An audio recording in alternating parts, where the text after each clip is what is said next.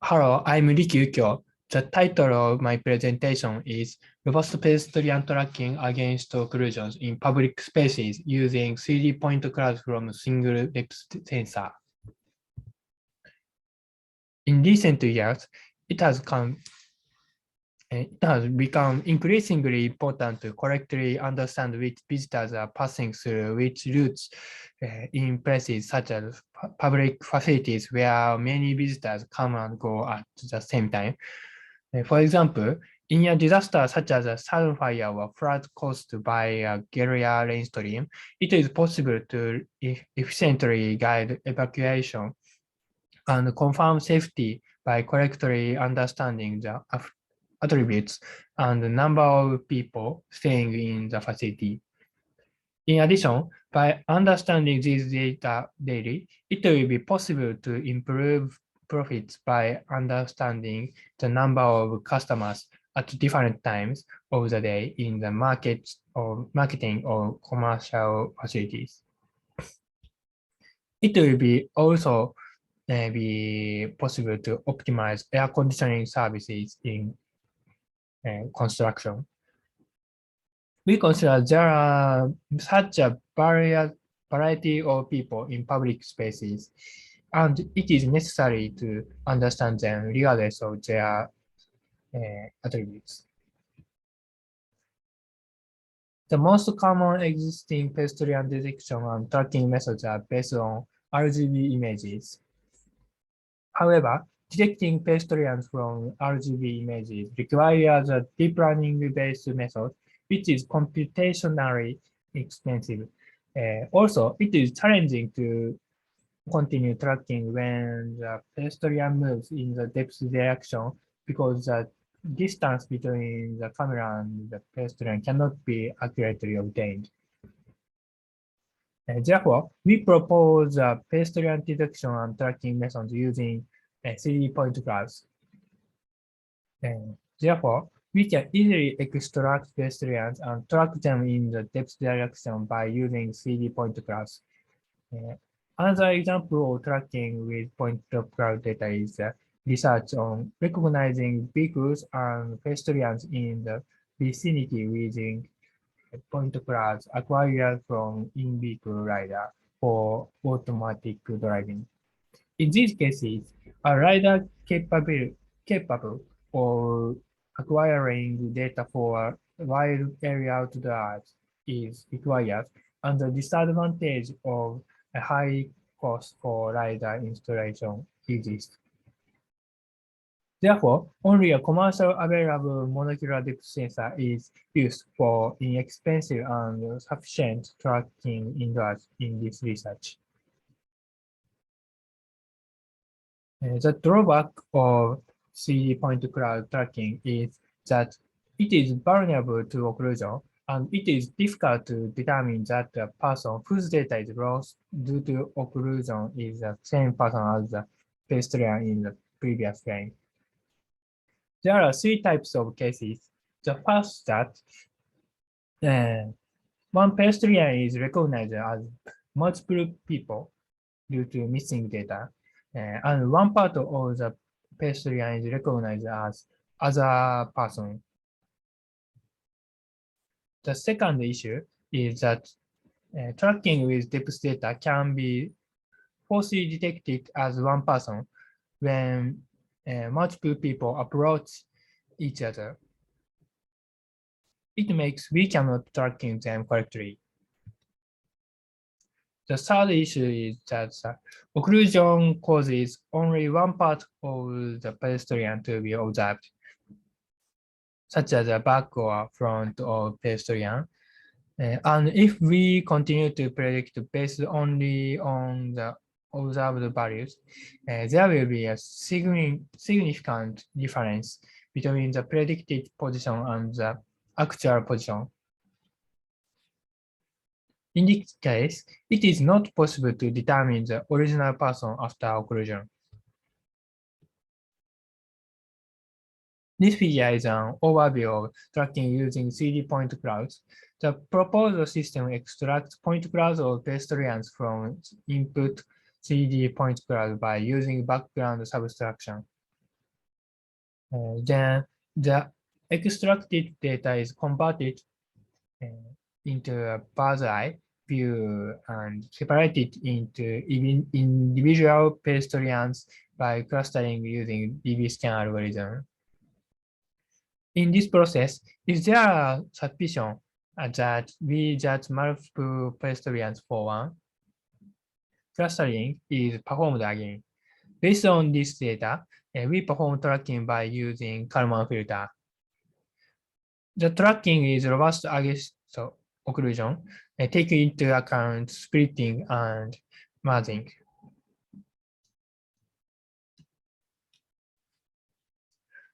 For the first challenge splitting, we assume that the splitting observation is the correct pedestrian and track it when it splits.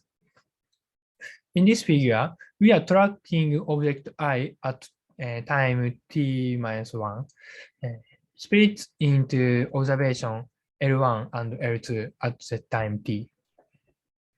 In this case, we terminate the tracking of object I at time t, and the segments L1 and L2 are assumed to be the correct pedestrians, and we start tracking them. When two or more pedestrians merge, we do not track the observations after the merging, but continue tracking the pedestrians before the merging by using the observations. In this figure, we are tracking two pedestrians, I1 and I2 at time t minus 1, and they become one of the observations L at the time t due to the proximity of their observations. In this case, the overlapping region between the position at time t predicted from the position and velocity information of pedestrians I1 and I2 at t minus 1, and the region observation as observation L at time t is considered as a virtual observation. And we continue the tracking using this virtual observation. In order to reduce the number of merging cases, we estimate the number of pedestrians by determining the height maxima of each segment. If there are multiple maxima, we cluster them again. We divide this segment into 5 centimeter squares in the XZ plane. We take the maximum value of the y-axis component among the points in each square as that square's value. Then the value of each square will be as shown in this figure. If there are two or more at maxima, we cluster the segment again from the overhead view direction with stricter conditions. In addition, we complemented the tracking with the maximum size of the pedestrian in the previous frame to reduce the prediction error during occlusion. In this figure, each color represents a different pedestrian. The orange pedestrian appears from the right and is occluded by the blue pedestrian at this time. In this case, the left side of the pedestrian is occluded, and so the left side is complemented. In addition, we set the degree of occlusion so that the prediction does not reflect the data that is largely missing due to occlusion. This degree of occlusion is based on the size of the observation volume. In this example, the person pushing the cart moves to the right in the order of 1, 2, 3, 4.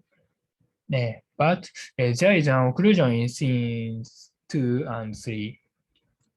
In such case, instead of using the data from 2 and 3 for tracking, we set the occlusion level to high and unreliable and use it for tracking. In this way, we can identify that the person is the same even after the occlusion in 4 is over. In the following section, I will describe the accuracy evaluation.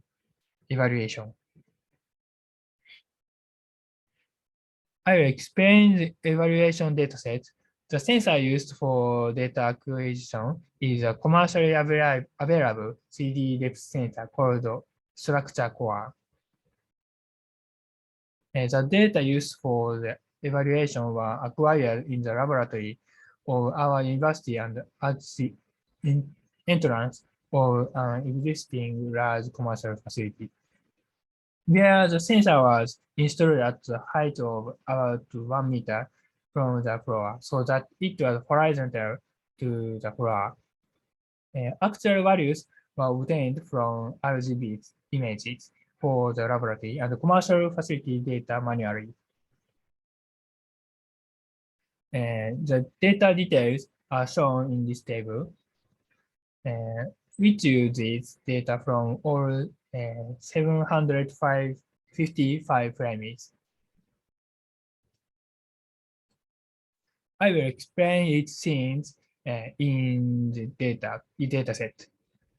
The data from A to C were collected in a laboratory, and the data from D to F were collected in a commercial facility. A and B scenes where multiple people act in a group, and the number of occlusion is high. On the other hand, C is a scene where individuals move at intervals, and in these scenes, there are pedestrians with various attributes such as cart users, suitcase users, and backpack users. D is a scene where the number of people passing at the same time is small, and E is a scene where the number of people passing at the same time is not as large as D, but people with various attributes such as people pushing a high cart, people using a stroller, and infants as young as 2 years old as passing. Only five people passed by in F, but several people formed a line at the edge of the field of view. The scene shows that the line has moved or another pedestrian has passed nearby.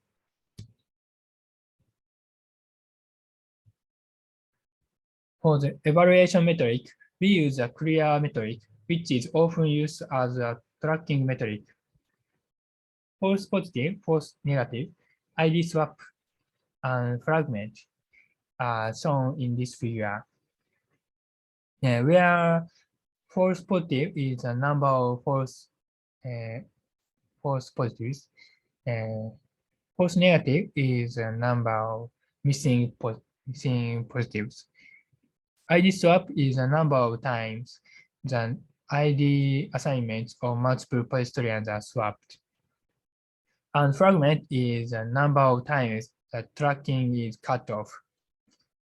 The MOTA index indicates the accuracy of pedestrian detection and ID assignment, which is a comprehensive evaluation of pedestrian detection and tracking accuracy with the same ID.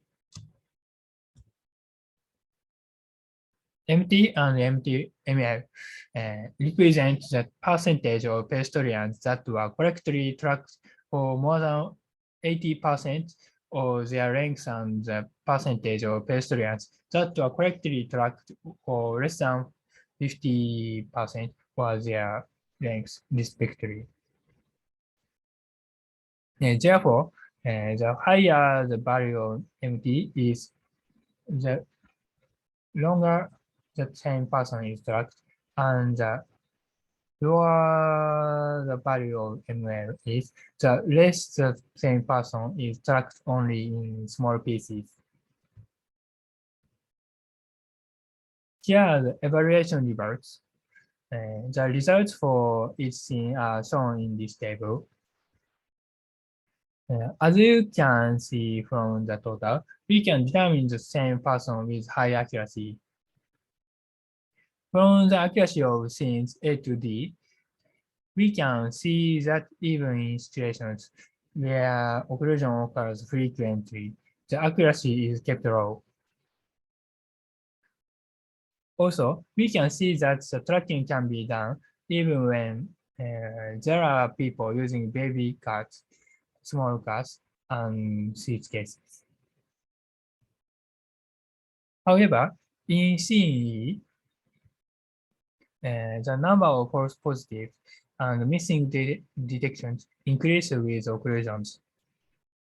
The false positives were that the person pushing a cart with a height of about 2 meters as detected in two places in front and behind the cart.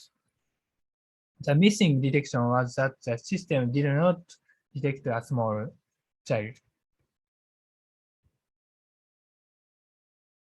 In order to show the effectiveness of the proposed method, we also compare the proposed method with Kalman filter only and with additional reclustering. And the comparison was made on B and D.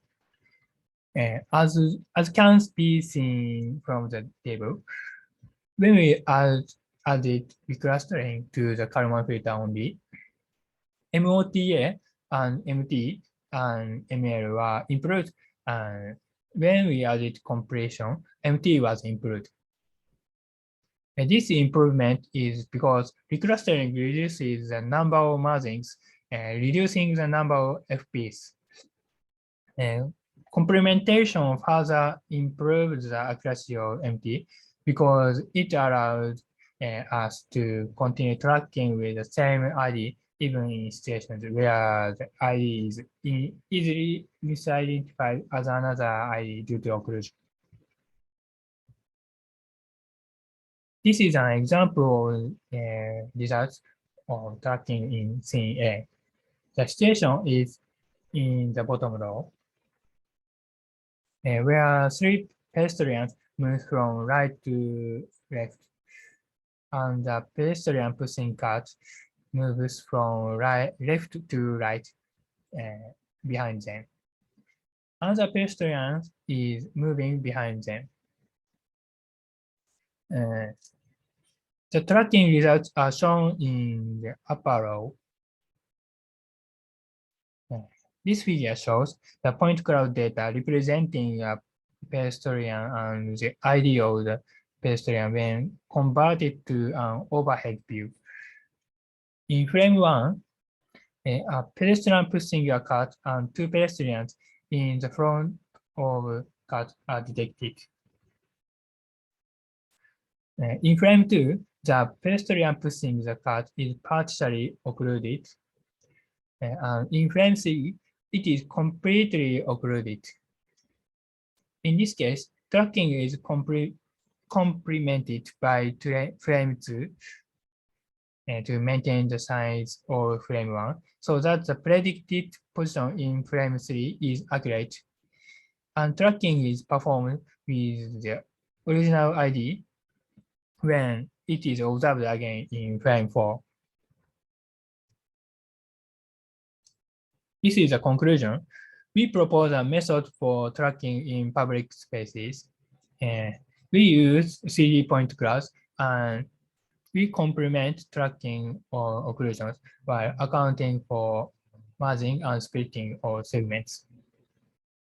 As a result of evaluation, we achieve MOTA for 0.914.